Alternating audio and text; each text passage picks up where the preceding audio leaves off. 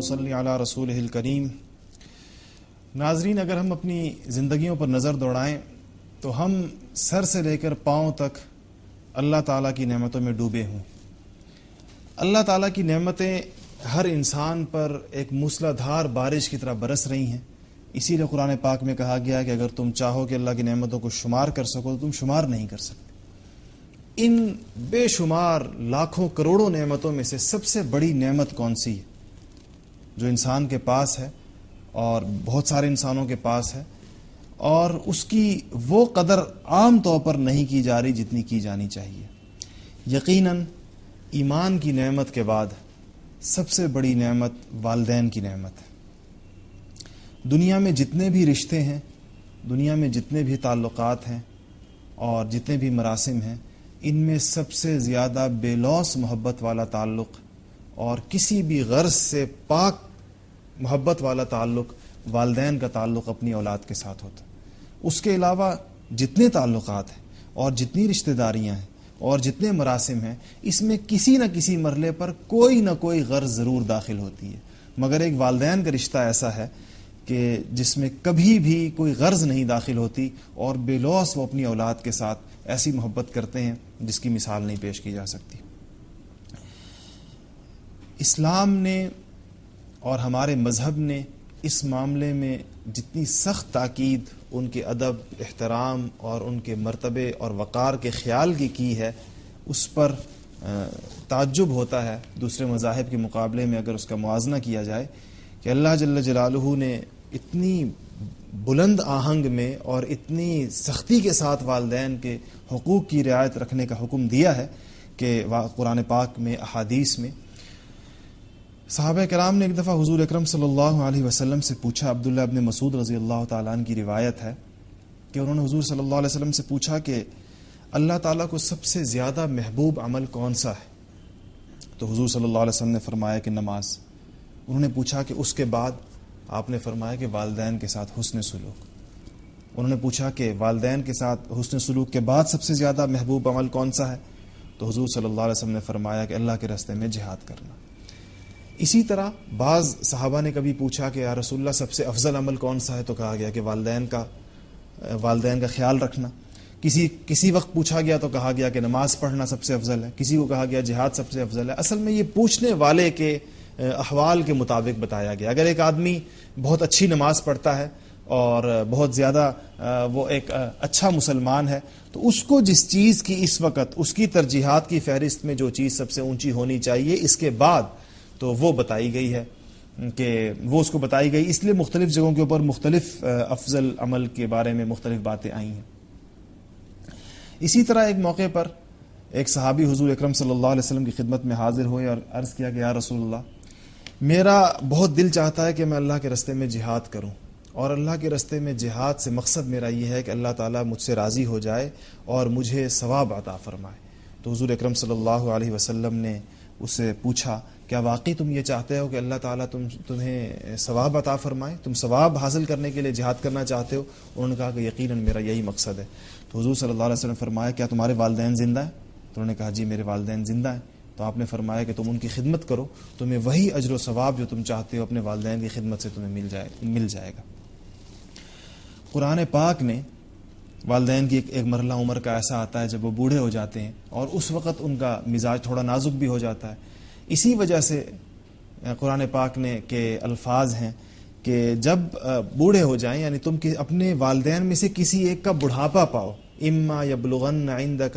عندک الکبر احدہما او کلاہما، کہ اگر ان میں سے کوئی ایک، والد اور والدہ دونوں، یا ان میں سے کوئی ایک تمہارے پاس ہوں، تمہارے ساتھ ہوں، زندہ ہوں، اور وہ بوڑھے ہو جائیں، بڑھاپے کو پہنچ جائیں، تو پھر کیا کرو؟ تو کہا فلا تقل لہما اف، تو ان کو اف نہ کہو۔ اف وہ کلمہ ہے جو ناگواری کے یا ناراضگی کے اظہار کا سب سے ہلکا کلمہ ہے۔ اف سے زیادہ ہلکی کوئی اور چیز نہیں ہو سکتی۔ کہا جا رہا ہے کہ ان کو اف نہ کہو، ولا تنہرہما، اور ان کو کبھی جھڑکو نہیں، وقل لہما قولا کریما، اور جب بھی ان سے بات کرو تو بڑی میٹھی اور بڑی اچھی بات کرو، بڑے قولا کریما، یعنی بہت اچھے طریقے کے ساتھ، بڑی شائستگی کے ساتھ، بڑی شرافت اور نرمی کے ساتھ ان کے ساتھ بات کرو۔ اس قول کی روشنی میں ہمیں اپنے رویوں پر نظر ثانی کی ضرورت ہے۔ رمضان المبارک کے وہ آخری ایام آہستہ آہستہ قریب آ رہے ہیں، جس کے بعد یقیناً یہ مہینہ رخصت ہو جائے گا اور یہ مہینہ ہماری زندگیوں سے چلا جائے گا، اور اتنی رحمتوں اور برکتوں کا دوسرا سال یہ کس کو نصیب ہوگا یا نہیں۔ اس موقع پر ہمیں اپنے رویوں پر غور کرنا ہے، ہم نے دیکھنا ہے کہ ہمارا معاملہ کیسا جا رہا ہے والدین کے ساتھ۔ تو اس کے لیے آپ دیکھیے ہمیں تعلیمات کیا ملی ہیں۔ ایک بہت مشہور شخصیت ہے، آپ نے نام سنا ہوگا، حضرت اویس قرنی رضی اللہ تعالی عنہ۔ دیکھیں اویس قرنی رضی اللہ تعالی عنہ نے حضور اکرم صلی اللہ علیہ وسلم کا زمانہ پایا تھا، زندہ تھے حضور کے زمانے میں، اور عمر بھی بڑی عمر کے تھے۔ ان کو حضور اکرم صلی اللہ علیہ وسلم کی زیارت کا بہت اشتیاق تھا، اور وہ مدینہ منورہ یمن میں رہا کرتے تھے۔ قرن ایک قبیلہ تھا ان کا، تو وہ حضور اکرم صلی اللہ علیہ وسلم کی زیارت کے لیے آنے کا ان کو بہت اشتیاق تھا اور آنا چاہتے تھے ملنے کے لیے، مگر ان کی والدہ کمزور ضعیف تھی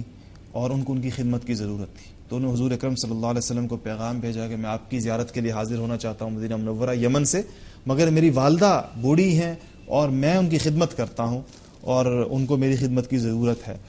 تو حضور صلی اللہ علیہ وسلم نے ان کو پیغام بھجوایا کہ آپ اپنی والدہ کی خدمت کریں، اور یہی آپ کے لیے زیادہ بہتر ہے، مجھ سے ملنے کے لیے ملاقات کرنے کے لیے آنے کی ضرورت نہیں۔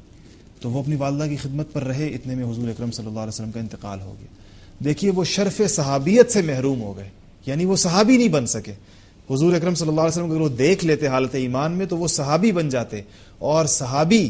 اتنی بڑی چیز ہوتا ہے، اتنا بڑا مرتبہ ہے۔ انبیاء علیہ الصلوۃ والسلام کے بعد اگر مرتبہ ہے تو وہ صحابہ کا مرتبہ۔ تو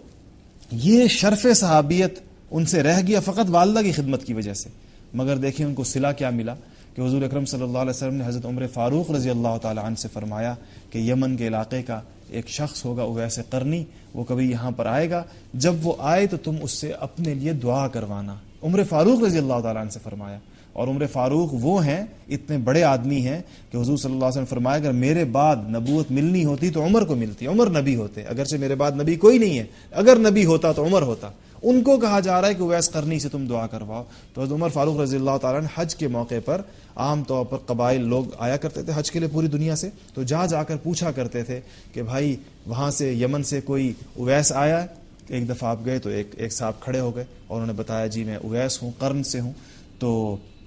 سیدنا عمر فاروق رضی اللہ تعالیٰ عنہ نے فرمایا، ان کو بتائی بات کہ حضور اکرم صلی اللہ علیہ وسلم نے مجھے یہ کہا تھا کہ اس طرح اویس آئے گا وہاں سے، اور جب آئے تو تم اس سے اپنے لیے دعا کروانا، تو آپ میرے لیے دعا کریں۔ یہ بات سن کر اویس قرنی کی آنکھوں میں آنسو آ گئے کہ حضور اکرم صلی اللہ علیہ وسلم نے میرے بارے میں یہ فرمایا کہ تم یعنی سیدنا عمر جیسے آدمی کے لیے دعا کرو۔ تو یہ والدہ کی خدمت کی برکت سے اللہ تعالیٰ نے ان کو یہ مقام عطا فرمایا۔ اور جس طرح میں نے عرض کیا کہ بڑھاپے میں والدین کے اپنے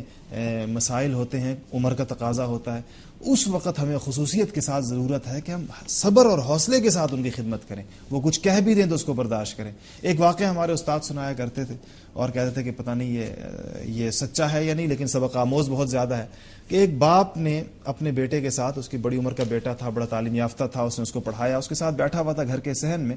تو گھر کی دیوار پر ایک کوا آ کر بیٹھا۔ تو اس باپ نے جو بڑی عمر کا ہو چکا تھا اپنے بیٹے سے پوچھا بیٹا یہ کیا ہے؟ اس نے کہا یہ کوا ہے۔ تو اس نے کہا دوبارہ پوچھا کچھ تھوڑی دیر کے بعد کہ بیٹا یہ کیا ہے؟ تو اس نے کہا کہ ذرا سا کہ کوا ہے۔ اس کے بعد پھر 3-4 منٹ کے بعد باپ نے پھر پوچھا کہ بیٹا یہ کیا ہے؟ تو کہتا ہے بتایا ہے نا کہ کوا ہے۔ تو اس کے بعد 5-7 منٹ کے بعد اس نے پھر پوچھا کہ یہ دیوار پر کیا ہے؟ تو کہتا آپ کو بات سمجھ میں نہیں آتی، میں اتنی دفعہ آپ کو بتا چکا ہوں کہ کوا ہے کوا ہے کوا۔ تو اس نے کہا کہ اچھا ٹھہرو، گھر گیا اور ایک اپنی پرانی ڈائری لے کر آیا، اور اس میں اس نے ایک دن کا ایک صفحہ کھولا، اس میں لکھا تھا اس باپ کی ڈائری میں کہ آج اس بیٹے کے بارے میں لکھا کہ آج چھوٹے بیٹے نے صحن میں بیٹھے ہوئے، اب اس نے بولنا شروع کیا ہے، آج مجھ سے پوچھا کہ بابا دیوار پر جو یہ چیز بیٹھی ہے یہ کیا ہے؟ میں نے بتایا کہ کوا ہے۔ تو اس نے 25 دفعہ مجھ سے پوچھا کہ کیا بیٹھا ہوا ہے، اور میں نے 25 دفعہ بتایا کہ یہ کوا بیٹھا۔ پھر باپ نے بیٹے سے کہا کہ بیٹے تم نے تو مجھ سے اپنے بچپن میں 25 دفعہ پوچھا تھا، میں نے 25 کی 25 دفعہ تمہیں جواب دیا، میرے 4 دفعہ پوچھنے پر تم اتنے بھڑک گئے کہ تم نے کہا کہ اس طریقے کے ساتھ مجھے جواب دیا۔ تو والدین اور کے رویے میں جو ان کا بچپن میں انسان کے ساتھ معاملہ ہوتا ہے، کتنا ایک صبر آزما دور ہوتا ہے، اور اسی لیے جو قرآن پاک میں جو دعا والدین کے لیے بتائی گئی ہے، رب ارحمہما کما ربیانی صغیرا، یا اللہ تو ہمارے والدین کے اوپر اسی طرح رحم فرما جس طرح انہوں نے ہمیں بچپن میں پالا، رحم کے ساتھ۔ کتنا ماں کس طریقے کے ساتھ ایک بچے کو بڑا کرتی ہے۔ رات کو اگر بچہ پیشاب کر دیتا ہے بستر پر اور وہ گیلا ہو جاتا ہے اور سردی کا موسم ہوتا ہے تو خود اس کو سوکھی جگہ پر ڈال دیتی ہے اور خود اس کی گیلی جگہ کے اوپر رات گزارتی ہے۔ صبح کمر درد کر رہی ہوتی ہے، جسم درد کر رہا ہوتا ہے، اور ایک دن کی نہیں سالوں کی مشقت جھیلتی ہے۔ وہی ماں جب بوڑھی ہو جاتی ہے اور جب وہ بچے کی خدمت کی محتاج ہوتی ہے تو آپ دیکھیں بچوں کا رویہ کیا ہوتا ہے، اور اس معاملے میں کتنی کوتاہی اور کتنی ان کے ساتھ کس طرح کے معاملے کیے جاتے ہیں، کیسا مقابلہ بازی کی جاتی ہے۔ اور آج تو جو مغربی تہذیب ہمارے ہاں آئی ہے اس میں تو والدین کو اس موقع پر گھروں سے نکال کر، اب ہمیں پتہ چلا ہے اب تو ہمارے شہروں کے اندر بھی نرسنگ ہاؤسز یا نرسنگ ہومز، اولڈ ہاؤسز کی ایک نیا نام سے بننا شروع ہوئے ہیں، جہاں پر لوگ اپنے والدین کو آخری عمر کے اندر مغرب میں یہ عام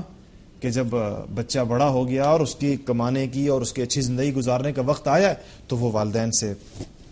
بے پرواہ ہو جاتا ہے، ان کو جمع کرا دیتا ہے کسی اولڈ ہاؤس میں، اور وہاں پر جو ہے وہ نرسوں کے اور دوسرے لوگوں کے رحم و کرم پر ہوتے ہیں۔ یہ بچہ اپنی بھرپور زندگی اپنے بیوی بچوں کے ساتھ گزار رہا ہوتا ہے۔ یہ مسلمانوں کا طرز زندگی نہیں ہے، اور حدیث میں آتا ہے کہ انسان کو مطلب والدین کی نافرمانی کا بڑا سخت وبال ہوتا ہے انسان پر، اور یہ واقعات بہت زیادہ آئے ہیں کہ والدین کی نافرمانی کرنے والے کو مرتے وقت کلمہ نصیب نہیں ہوتا۔ ایک شخص کے بارے میں آتا ہے، واقعہ مشہور ہے کہ وہ اسی طرح وہ موت کا وقت آیا اور نزع کا عالم ہوا، جان نہیں نکل رہی تھی، تو باقاعدہ کسی سے پوچھا گیا کہ ان پر نزع کا عالم ہے، ان کی جان نہیں نکل رہی، تو کہا اگر ان کی والدہ یا ان کے والدین زندہ ہیں تو ان کو بلاؤ کہ اس کو معاف کر دیں۔ یہ جو اس کے اوپر یہ نزع کی تکلیف ہے یہ عام طور پر اس وقت ہوتی ہے، یا یہ جو اس وقت کلمہ نصیب نہیں ہوتا، یہ اس وقت ہوتا ہے جب انسان نے والدین کی بہت زیادہ نافرمانی کی ہوتی ہے۔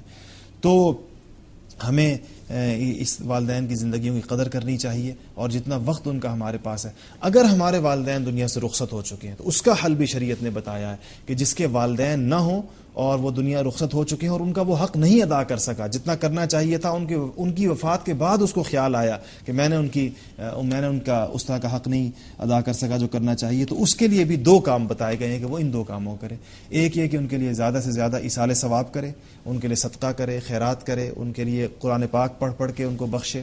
اور دوسرا ان کے رشتہ داروں سے، ان کے بھائی بہنوں سے جو اس کے پھوپھی اور خالہ ماموں وغیرہ ہیں، اور ان کے دوست احباب کے ساتھ، والد کے جو دوست ہوتے ہیں، والدہ کی جو سہیلیاں ہوتی ہیں، ان کے ساتھ حسن سلوک کرے، اور یہ حسن سلوک کرنا اسی طرح ہوگا جیسے کہ اپنے والدین کے ساتھ کر رہا ہے۔ تو جو ان کے دوست احباب اور قریبی رشتہ دار ہیں ان کے ساتھ بہت اچھا تعلق رکھے، اپنے والد کے دوستوں کے ساتھ بہت اچھا تعلق رکھے، اس وجہ سے کہ میرے والد کے دوست تھے۔ اگر یہ 2 کام وہ کرتا ہے تو اس کی بنیاد پر بھی انشاءاللہ وہ والدین کے ساتھ حسن سلوک کرنے والا سمجھا جائے گا، اور ایصال ثواب وہ جتنا زیادہ کرے گا تو اس ایصال ثواب کی برکت سے ان کی زندگی میں جو کوتاہیاں ہوئی ہیں ان کوتاہیوں کی کسی نہ کسی درجے میں تلافی ہو جائے گی۔ آج رمضان المبارک کی ان مبارک دنوں اور راتوں میں اس عزم کو ہمیں کرنے کی ضرورت ہے، اس رمضان کے ختم ہونے سے پہلے کہ ہم سے آج تک والدین کے حقوق میں جو کوتاہی ہوئی ہے ہم اس پر صدق دل سے اللہ تعالیٰ سے معافی مانگے، اور ابھی اس وقت سے یہ نیت کریں کہ ہم اپنے والدین کی جو زندگی باقی ہے، جو عمر باقی ہے، ان کی قدر کریں گے اور ان کو اپنے سر آنکھوں پر بٹھائیں گے، اور اگر ان کا انتقال ہو گیا تو ان کے لیے دعائے مغفرت، ایصال ثواب اور ان کے جاننے پہچاننے دوست احباب کے ساتھ اچھا تعلق اور اچھے مراسم رکھیں گے۔ اللہ تعالیٰ ہم سب کو اس پر عمل کرنے کی توفیق نصیب